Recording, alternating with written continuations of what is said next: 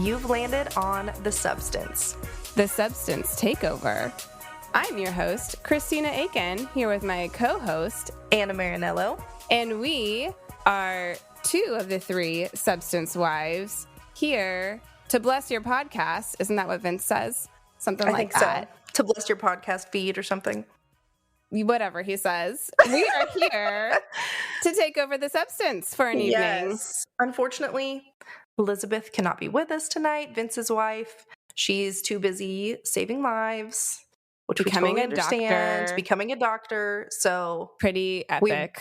Yes, we wish you were here. Hi, Elizabeth. Shout out to you, girlfriend. Next time you're going to be here. You're going to be for here. sure. But tonight's a special night. Yeah. Tonight is We're a special night. excited to take over, to try this out for ourselves. And we have a friend coming. Maybe you'll hear us again. We do have a friend coming. We have a friend coming on tonight that we love and adore, and we think the world needs to know about her. So today we have with us Anna and I's close friend, Crissi Curly, who we both met at church. What was this, like 2021 sometime? I'm trying to remember. I think it was late 2020. That's right. And because I've been here in Texas a year now.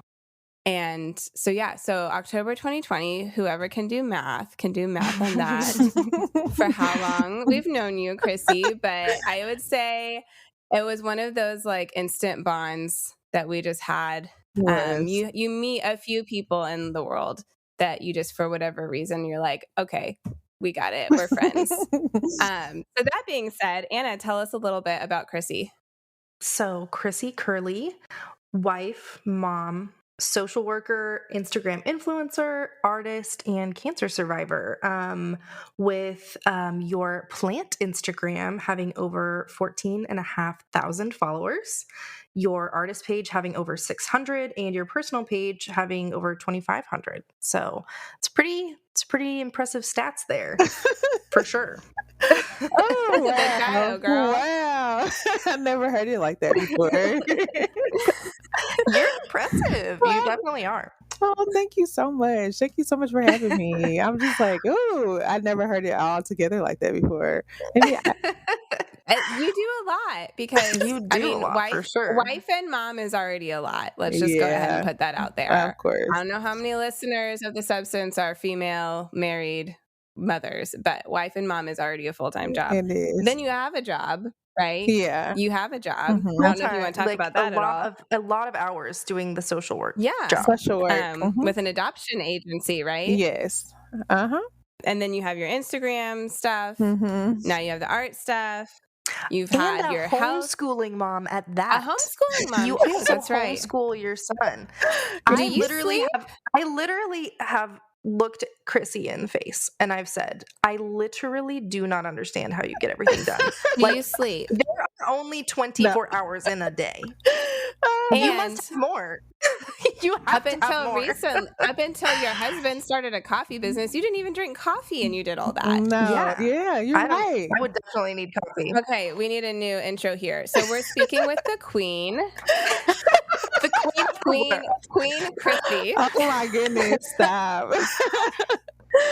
Oh my goodness. Okay, so there's a lot on that list, but why don't you start with, like, how did you get here? What got you started? What began all of this process for you? Wow, that's a huge question. Listen, God, for one, is our saving grace of everything that we do. So I just want to say that first. But as far as, I'm a great multitasker. And so I think that's one of the gifts that God's given me to do. So I feel like my mind is always thinking and doing all at the same time. And so kind of like, what do you mean? Like, how I got into everything, like what part? Because there's so many different. What came first? Like, did you start an Instagram account first? Like, what was the first thing that took you first? Yeah, what was the first thing that took you from I'm a mom to I do something else? So I do something. Well, I've always said when I become a mom, I'm always going to keep my identity, and I don't want to lose that. And so social work came first. I went to school for that. And so I always worked in adoption and foster care and things of that nature. When it came to art, I actually started art back in 2014. I never was an artist, didn't have a lick of art in me at all from what I remember. But I come from a family full of artists. My mom is an artist, my grandma is an artist, my sisters are both artists. Even my dad, everyone. So I grew up in the arts in my household. And so I think once I got married, I just had this vision of hair and like, ooh, like hiding things in hair. And I was like, oh, mom, I'm gonna draw something. And then I just started drawing, and she was like, you should do more. This is good. And so once I found out, I was good in 2014, I was a whole adult. I saw that this was like a thing, and I was like, oh, this is really nice. I think I love doing this. This is my passion, and it was kind of keeping me grounded also. As far as like my plant Instagram, I had a plant Instagram for a while, like maybe 2018. No one was like interested in my plant. So I was like, I'm going to make an Instagram of just my plants. And so I made it. I had it for a long time, and not until the pandemic hit, I think people kind of start going back down to the basis of things, and I started making funny videos, and because we were really bored around that time. And who would have knew? Who would have knew these corny little videos? Like people, it gave them joy, and I was like, especially a time like this where all of us were stuck in the house. Like I wanted to laugh. Like I didn't want to just, I don't know, see all the serious things online. So I kind of curated my Instagram as this is my joy. And so I know a lot of people are like, I don't like social media like that. And I'm like, but if you only follow the things that you like plants, and then you just post plant content, that's all you're going to see on your timeline. So you kind of can curate it the way that you need it to like go. So who would have knew? I went from like one follower to 14,000. I was like, not overnight, but like throughout the pandemic. And I was like, wow, this is giving other people joy. And I really like to do it also. And so it just kind of comes natural to me as far as the filming videos and just kind of being artistic in that way. So thank you. That's great. So with you kind of have like the plants going, you have the art going. Right now, it seems like art is a little bit more of the predominant avenue. How did that transition happen? Once I started art, I saw that I love to show my art after a while. So my first art show was back in like 2014, and I sold my first piece. And I was like, oh my gosh, people like what I'm actually creating. That's crazy. And then I started to go to like museums and stuff, and I saw the things on the walls, and I was like, well, I could create that. I can do that. Like, and why is that $10,000? Whoa. So once I started to research art a little bit more, I decided to apply for art shows. And so I would apply for certain galleries and things. And in the art world, you apply for a show or something, and you have to pay money to apply, but that doesn't mean that they're going to reach back out to you. So I got like no reach backs and I was like, you know what?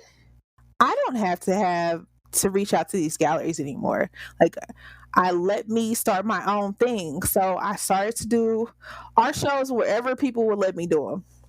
I can do them outside. I did some at the church. All around Kansas City at this point. So a part of my healing journey is me going through my cancer battle. So when I went through my cancer battle, I had my surgery to get it taken out. And after my surgery, I had a very bad recovery with my leg. I could not walk from the surgery. So maybe like a year into that, I started to go to a chiropractor office, and I said, this is the beginning of my healing. I need to heal. All that, still doing art. I started my paint and sip business, and so I thought I was like, I can't do this mobile paint and sip business if I can't walk.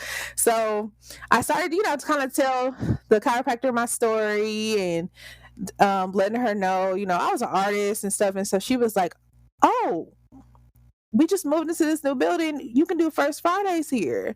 And I was like, oh, well, I've never done First Fridays like in an actual facility. I've been outside and probably camped out there, and because you can get on the street and kind of show your art, but never a facility. In the galleries, they were just turning down my submissions all the time. So she was like, why don't you just come here and have it? So I had my first art show there at the chiropractor in 2018. So 2018, I was like, okay, let's bring on my mom. Let's bring some other vendors. And so it became a thing where I was just bringing vendors into this facility, almost to the point where like almost all the vendors now go to that facility for chiropractor care, which is the chiropractor is chiropractor, Crossroads Chiropractic and Wellness, just to put that out, the little plug for them, because they just been amazing to us. And so fast forward now, we have our whole family is in these art shows every first Friday now. So people are kind of seeing our faces. And so I was approached with a story because they said that we were the only people of color that were down there showing art in a facility, not like out on the streets. And so I was like, really?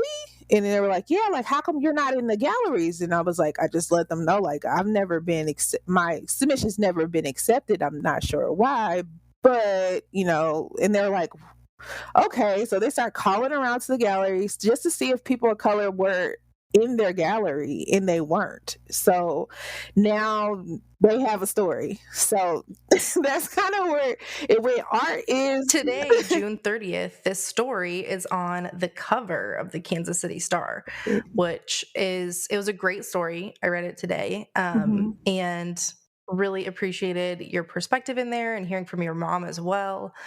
If anyone wants to go look up that article, it is June 30th, front page of the Kansas City Star. Can you tell us, just because we do have some listeners that are not Kansas City local, like what is First Fridays and why is it important that you guys have a space there? Okay, so First Fridays is basically it's a time to show your art, your creative side, whatever it will be. Now there's a lot of art galleries down at it's called the Crossroads District. There's a lot of art galleries down there. It's really like the artsy part of Kansas City. So there's the Crossroads, and then there's 18th and Vine, and it's very divided, and it's been divided for some time now as far as when it comes to a lot because of everything, but also when it comes to the arts. And so talking to my fellow colleagues, they haven't had a chance either when it comes to that. So it has been a quiet thing for a long time. So I'm just glad that I'm able to open awareness when it comes to that. And also this could be a way to open the door for people to be in the Crossroads districts in the actual facilities instead of on the streets. Awesome. That's really neat. Personally, it was really great just to see you pop up on my feed and be like, she's in the newspaper. Like, this girl out here just rocking the world. Yeah, and not too long ago, you were also on the local news. Yeah. And Brent, your husband, also was recently featured with his coffee business in the Kansas City Star, and just seeing the work that you guys are doing in the community to amplify Black voices in the arts it's just amazing. It's amazing to watch. You guys are like a power couple. Now, thank you. I know this is not like the only work you've done in the community, and I do not have the correct name for this, so you're going to have to fill me in on this. But I remember you hosted like a women's type weekend or was an event or something as well. Can you tell us a little bit about that? Yeah, so I have I'm like, what do you even call it? I have an event every year that's called Crissi Curly. And basically, it is a huge photo shoot that we have. It's a free photo shoot. You get free photos and everything, but we have this for women with curly hair, with locks, women with natural hair. So, women of color with natural hair, because it's been perceived in our world that Black women, women of color, that have textured hair are not received as beautiful. And so, growing up in that and feeling insecure as a child, no one should ever feel that way. And talking to all of my sisters, my friends, just people in general, and hearing their testimonies and stories, how hair is a big deal for us. Whether we have to cover it, whether we have to cut it off, whether it's a big thing for our culture. And so just it's a time for everyone to let their hair down, to be in a space where we are just encouraging each other. We have a runway where we go down the runway and encourage each other, but also to take pictures that last a lifetime. And so this would be our 6th year doing it. We didn't do it 2020 because of COVID, and it's outside. But this, like, we've had influential people that have passed away, but we have those photos for a lifetime. So I think the most empowering thing for me is, since I grew up with very thick curly hair, I did not feel beautiful. And so being a representation for the little girls around us, to me, that's the part that just fills my heart so much, because the little girls go there and they're like not wanting to wear their hair out in an afro. They're like, Mommy, I don't want to. And after they leave, they're saying, Mommy, can I wear my hair to school like this? And so for our culture, it's just it's a big thing for us that we hold on to and it hold on dear to us when it comes to our hair. And so it's a really, really good time. Like, and I tell people, there's women that have mixed children.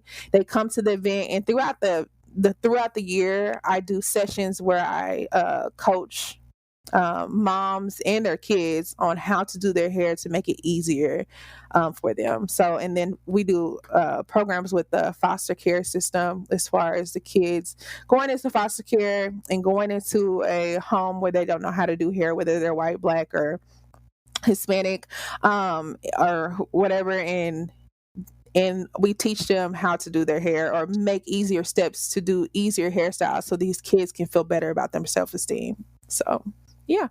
That is just another thing to put on the list of, how does Crissi have time for this? Like, the amount of things that you do is genuinely astounding. And I think every day I learn a new thing that you're doing that I'm like, when does she have the time? I don't understand. But tell us about your art in particular. Okay. If you have a specific style, specific mediums that you like to use, tell us a little bit about that. So a lot of my art is, I like to try everything, honestly, but a lot of my art is multimedia. I love to paint women in the raw state, women of color, just women in general. But I use like recycled products or plaster to show that they have texture in their hair in some type of way. I use yarn. I use so many different materials to bring the aspect of hair out of the picture, because I feel like we don't see ourselves in museums. If you go to the art museum, you don't see women of color in the museums at all. And if you do, then it's like back in the day, they have their hair covered, and it's like a picture of them like being a slave and or something like that. So I want to implement joy in each picture that I'm drawing, and each of my girls have a story. And if you look closer to their hair, you can see like either secret messages in their hair, which a lot of people don't know until they either buy the picture and they're like, I didn't know this was in the picture, or I have to, like, if they bought the picture, I'll show them, but I never really say like what the secret messages are. So some of them might be like freedom, but it might be in the yarn. So a lot of my yarn pictures have a secret word in it, as you can see, but you can't see it until you go closer up to it. So that's mainly I love that. what I'm working with. Lately I've been working with plaster and like art deco, kind of like trying to change it up a little bit. And then like I think for First Fridays, I came up with the earring line, which is like little canvases. And so it's like little like drip art on your earrings, so you can wear art on your ears. So yeah. Cute. And I love your line drawings too. Oh yeah. That you sell at the First Fridays events. Yeah, I love doing it. I call it like a little doodle. And a lot of those I just do at work, and they're just very calming for me to do. Art is just so like such a coping skill for me. When I was going through like the hardest time of my life, like going through cancer, and then after the surgery, it wasn't necessarily going through the cancer part because I didn't have to go through radiation or anything. I had surgery, but after the surgery, it was probably the lowest part of my life. And art and plants are like so spiritual to me. When people ask like, oh, where did the plants come from? I've always loved plants. But plants, I'd never seen how spiritual they were to me until I was down, and I knew I needed to water it because it would let you know.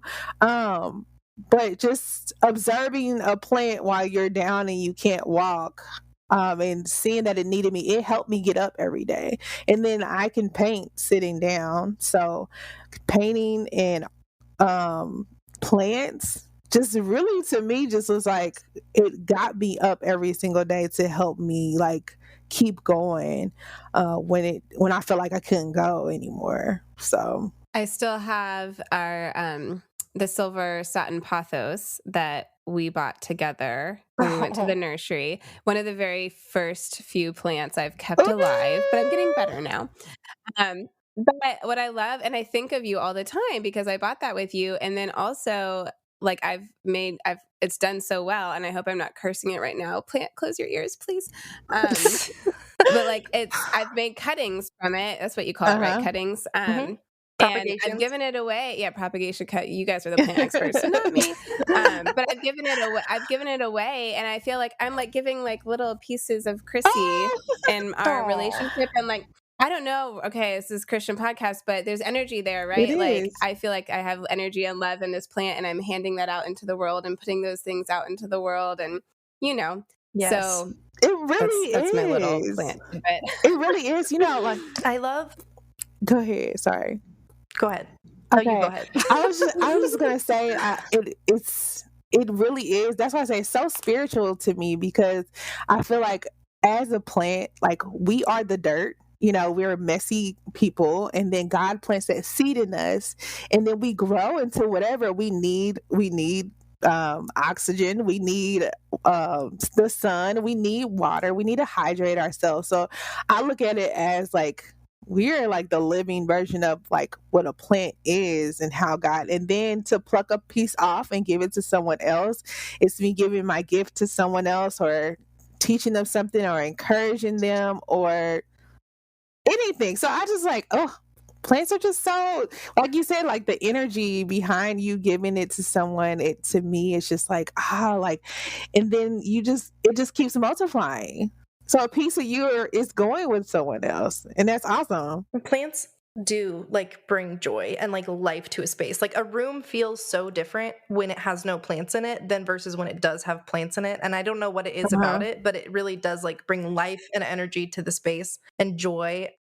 I loved in the star that it touched on you wanting to represent Black joy in art and not just Black pain, because like you were saying, when you go into an art museum, if you see people of color, oftentimes they're enslaved people or they're suffering in some way. And so tell us a little bit about that and how you bring that into your art as well. So I want to implement joy as, or just someone's story in a different way. And so a lot of my art, I do have some art that is like painful, but it's, to set an example. Or I have a piece called Fist Bun Girl, which she's like I sell her merch all over the place now. But she has a fist on her head, but it's as represented as her hair, but she's representing something and she's standing for what is right. And so I like to make statement pieces, and I like to make different pieces that someone would resonate with. So all the people that I have, they all look different. I mean, a lot of my paintings are like portrait pictures. So I do want to just like, I want people to look at my art and, be happy or smile in some type of way. I don't want them to feel pain from my art at all. So it's just, to me, I feel like we have lived just such a traumatic lives, our family and everything. And so it's time for us to not change the trajectory, but also find the joy that we had and have that represented. Like when I'm gone, my art is still going to be here. Like I just know it's going to sell for $1 million. But Yeah. but when I think about like just art in general, like some of my favorite artists, like Frida Kahlo, she's like one of my favorite artists, but she has the darkest art in life itself. But she tells a story with her art. And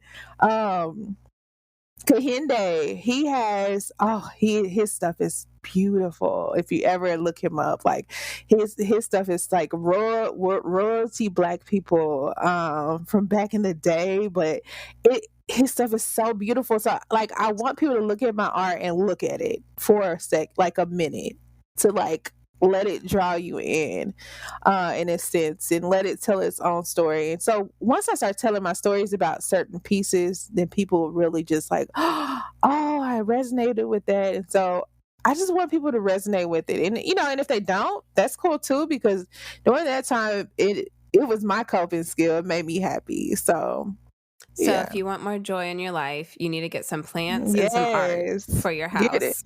You really do, though. For You really sure. do. When you go to spaces and there's no art on the wall, I'm like, it needs some art. It needs it. Like that's how you can see like people's personalities. When I go in people's houses, and I'm like, I see the pieces that they chose for themselves. Like a piece of their personality comes out, unless somebody like gave it to them. They just put it up just for no like. But that's something that you chose to be in your house that you want to look at every single day. So there's a piece of you that comes out. When I walk into your house, I should see your personality. Mm-hmm. So that kind of brings me to a question that I have had for a while. I've seen, so like one article I read was how if you go into like, Hobby Lobby or any of the home goods stores, like you end up seeing a lot of kind of these recreations from other like countries and nationalities and cultures that we have now taken and then made these like appropriated Yeah. it. Yes. Yeah. And so there's that aspect of it. But then I think also just to like genuinely pursue, like, I want art from men or women of color in my home. Like, is there a way to do that well versus a way that like would be offensive? So I think that if you're buying Black art, you're helping the artist.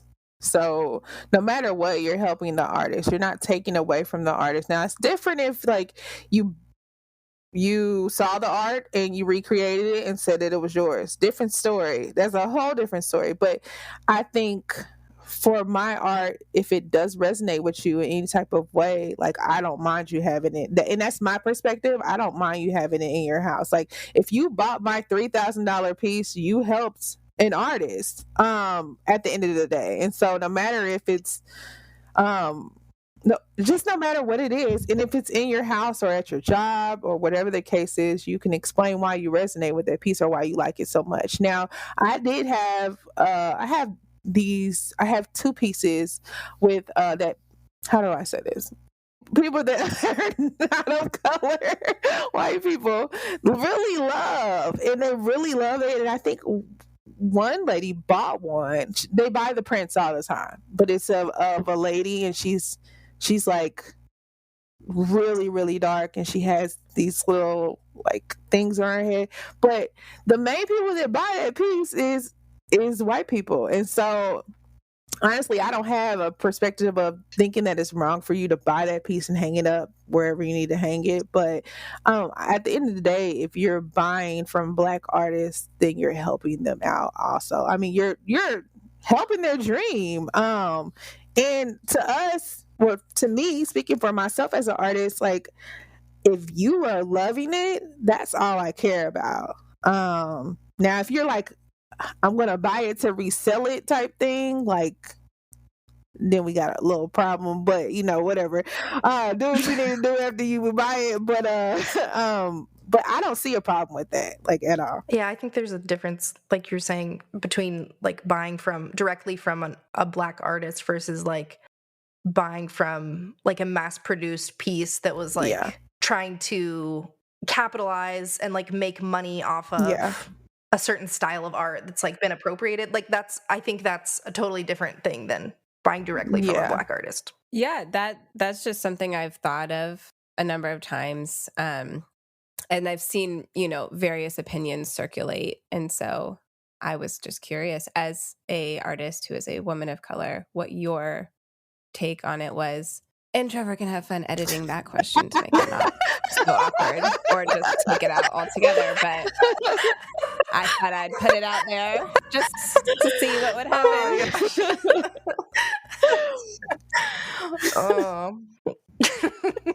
So a lot of these things that you do are really in the secular world, but you are a woman of faith.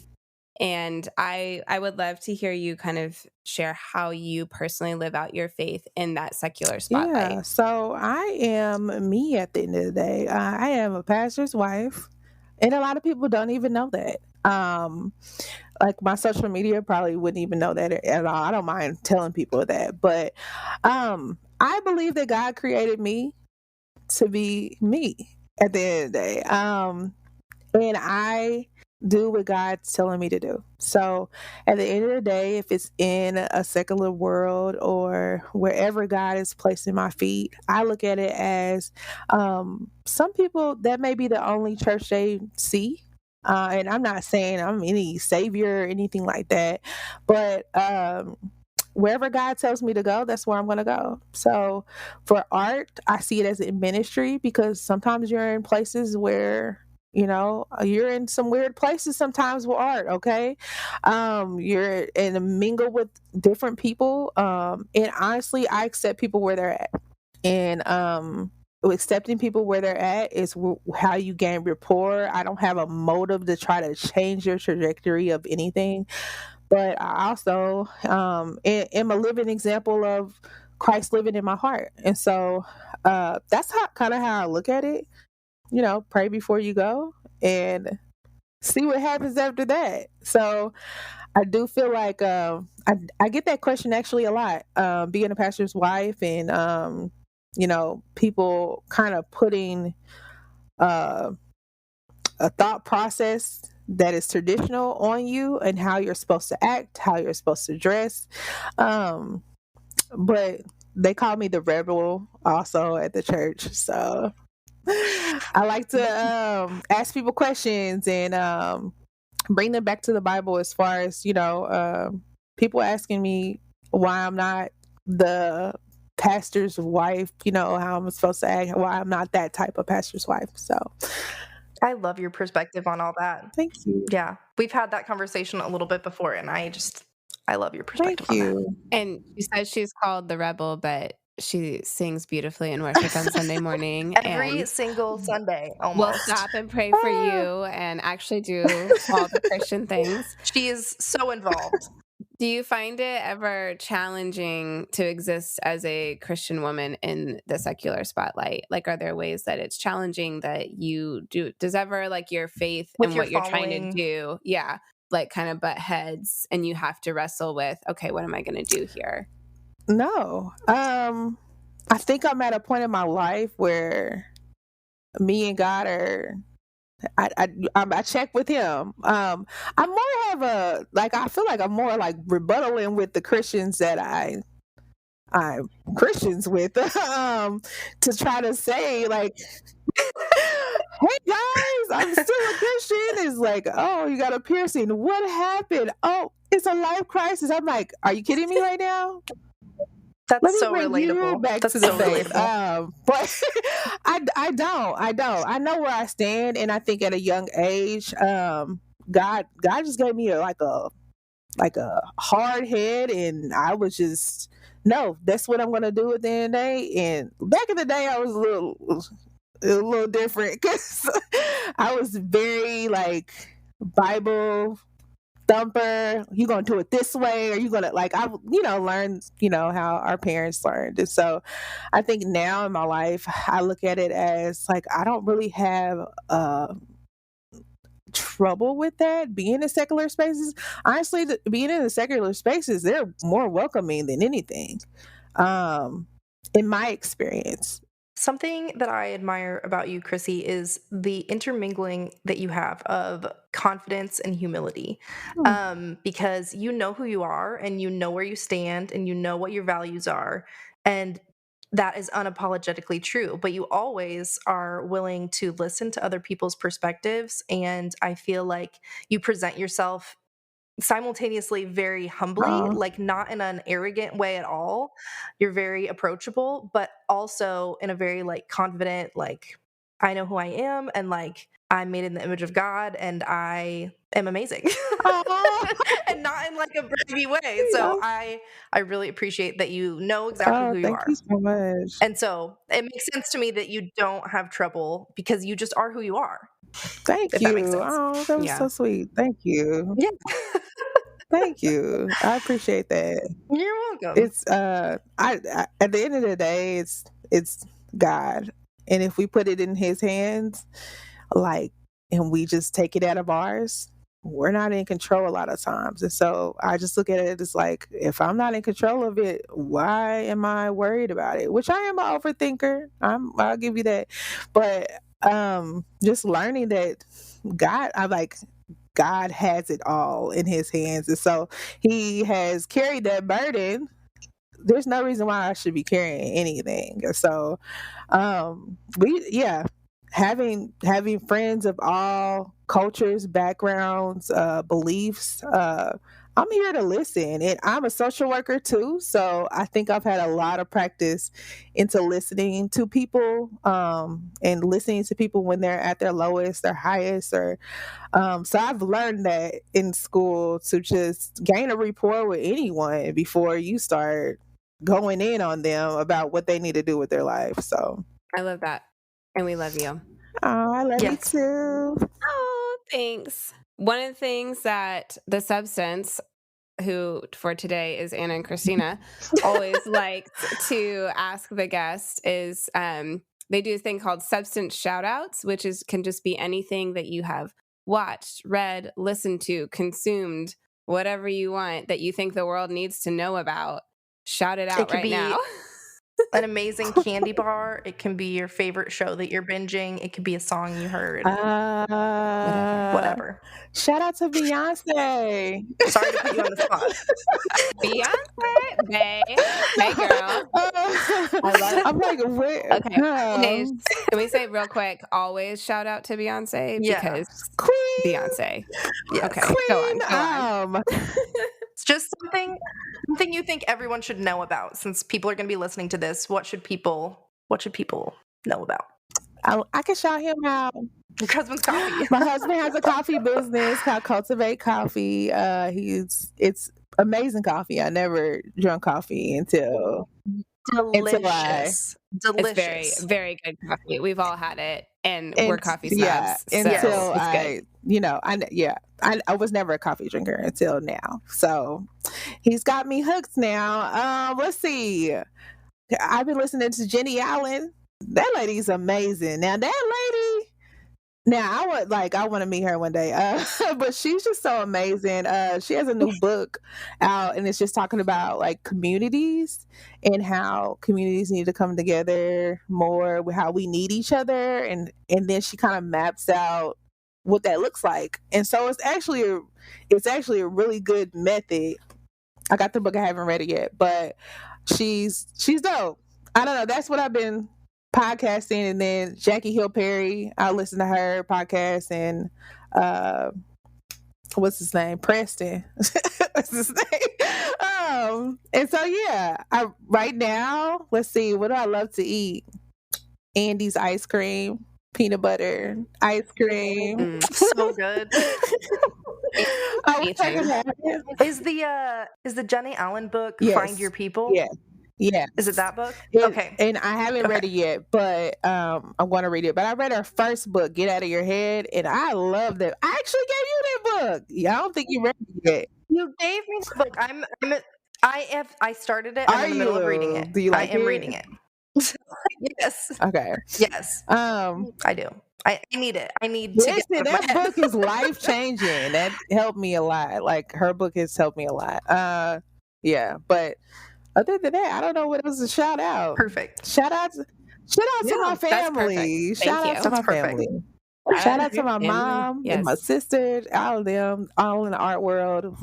Like, shout out to them. And since this is a special Substance Wives 2/3 of Us episode, Anna and I are also going to bring you a shout out today. Anna, you want to hit us with yours? So it's like on theme for today's episode, I feel like. My shout out is for the album Climate Vigil Songs by the Porter's Gate. It's their most recent release. I love the Porter's Gate. They also have Justice Songs and Lament Songs. I like both of those albums as well. But it just talks about how we are called to be good stewards of this earth. It's kind of a call for repentance for like human selfishness and like taking advantage of and not caring for the earth as we should. And with Crissi's, plant Instagram, just like caring for the earth, I feel like is very much what that is, bringing nature indoors and caring for it. We somewhat recently bought a house, Philip and I, and just been working outside a lot recently, doing like landscaping stuff and getting my hands dirty and caring for our small piece of land.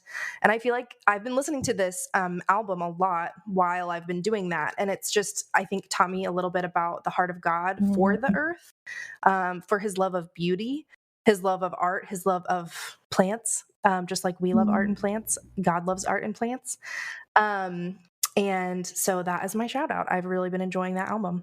I love it. I love Porter's Gate. And so I just went while you were doing that and added that to my music library. Because I was like, perfect. I didn't know they had a new thing out. It's really good. I'm excited. I'm excited to listen to that. My shout out tonight is I have recently read back-to-back 2 books by the author Tayari Jones. She is an author who's written multiple books.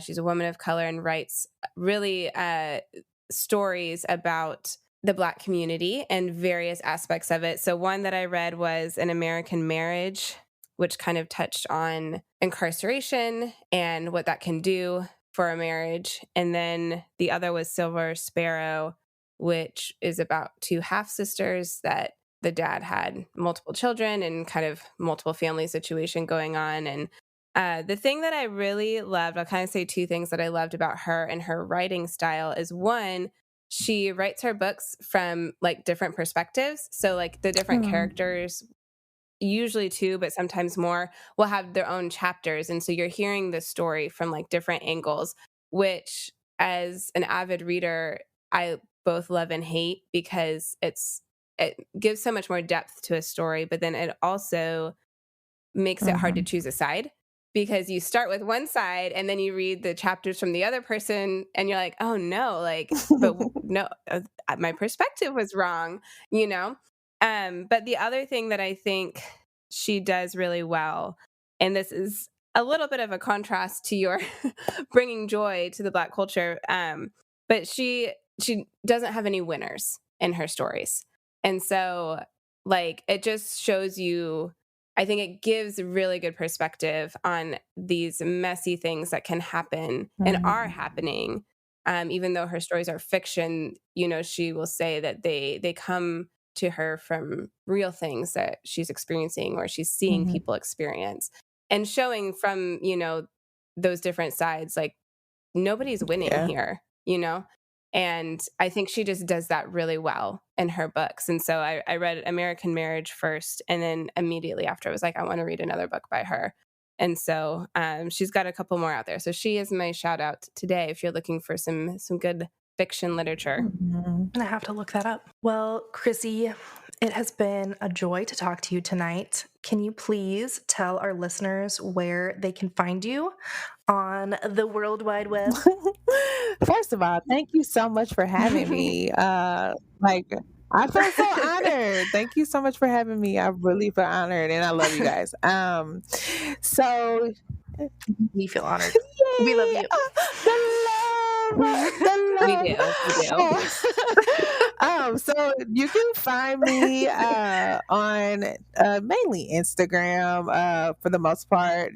You can follow Crissi, the artist. And then I have my plant Instagram. It's Curly Plant Bay.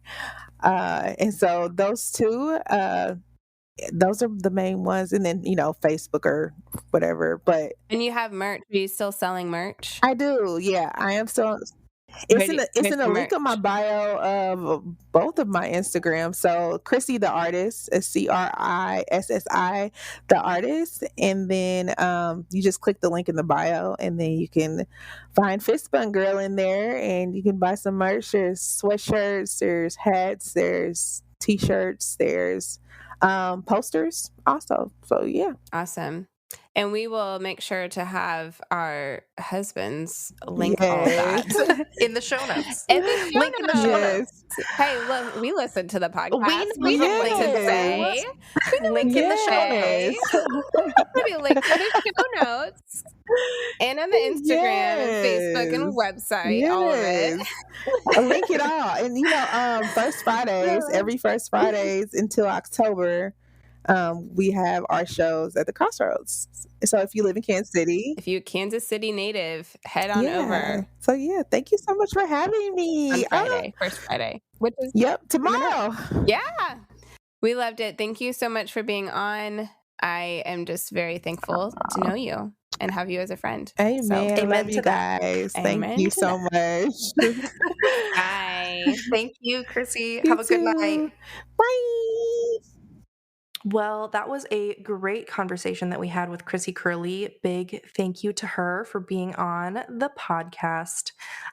Something encouraging about that to me is just that Crissi is a regular person, just like me and you, but she has found a way to use her passions to impact her community. And I want to take that to heart and look for ways to do that myself, for sure. Yeah, I love that. Love that time with her. And it is inspiring just to think about, okay, has God given us a passion that we might think is not important, but actually he would like to use that passion to impact those around us. Good stuff to think about. So it has been fun, Anna, taking over the Substance Pod for an evening. Yes, the takeover. This episode should be titled The Takeover.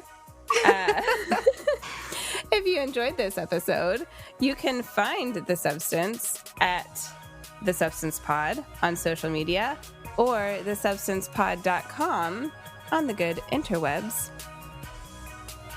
I'm just as awkward as my husband on this. Oh my gosh. Thank you guys so much. Yeah, that's right. Thank you guys so much for listening, and we'll see you next time on The Substance. Have a good night. Good night.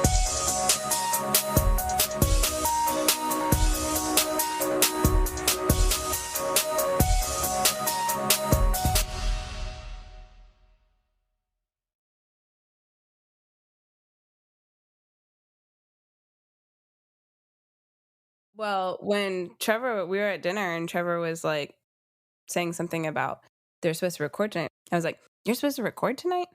What?" Because he's been so busy. And he was telling me all the issues that they were going to have. And I was like, maybe Anna and I can record. But I like said it as a joke. But then like a minute later, he's like, Anna said the same thing. And I was like, oh no, what have we done? This is happening. What have we done?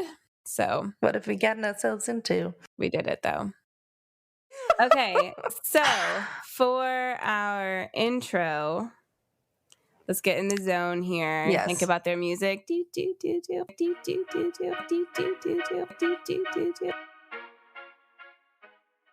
I'm your host, Christina Akin, here with my co-host, Anna Marinello. Anna Marinello. And we're both Do we want to say it? I think I was going to say it. Sorry. Okay.